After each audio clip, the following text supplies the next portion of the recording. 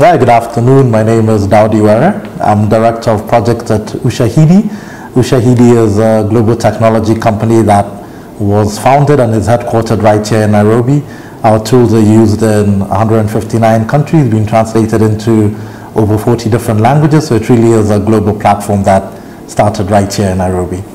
And Daudi, the big development you've got coming up is version 3 of Ushahidi. Tell me about that. So Ushahidi's been around for 7 to 8 years now, and we've been asking ourselves, what would we do differently?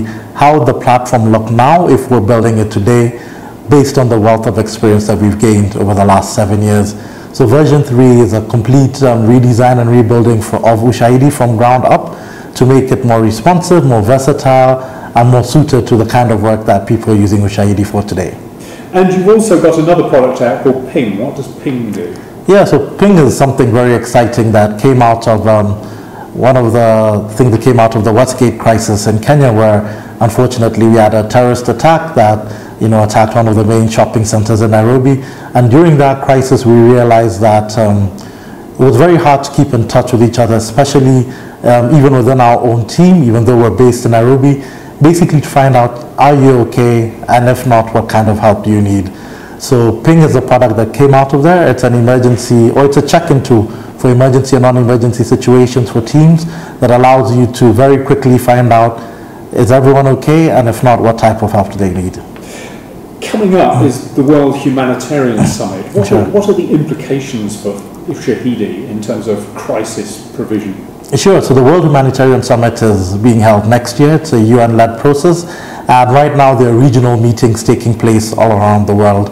And what these regional meetings are determining is, what are the best practices and by extension the best tools that can be deployed in crisis, and who should deploy them, and when should they be deployed.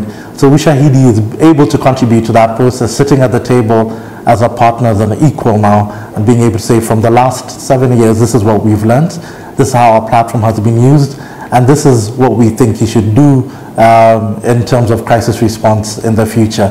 So again, it's making the case for the ordinary citizen, for crowdsourced data, to be included in the whole wealth of information that comes out during a crisis. You're also involved in another major initiative called Making All Voices Count. That's right. Tell me who funds that and what the purpose of that is. Yeah, so Making All Voices Count is a big $55 million fund set up by DFID, USAID, Omedia Network, and SIDA of Sweden. And it's a fund that's set up to look for innovation around transparency governance in 8 African and 4 Asian countries.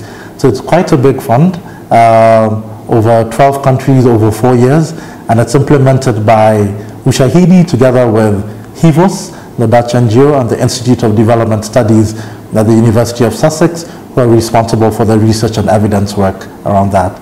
So Making All Voices Count, we're currently coming to the end of 2 years. And you're into the second competition, aren't you? You've just had? Yes, we just had the second Global Innovation Competition in Jakarta, Indonesia, where it's a process that started in September, where we received over 200 ideas, which were whittled down first to 50, then to 30, and then the 10 finalists were taken to Jakarta, Indonesia for the Global Innovation Week.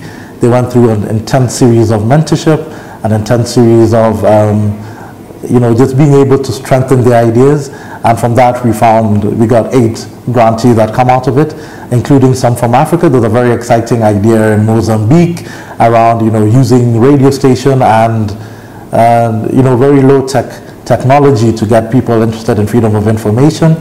We have some ideas for Kenya, where they're doing citizen response work in counties across the country, and in Nigeria, tracking government spending from start to finish on specific projects in local areas.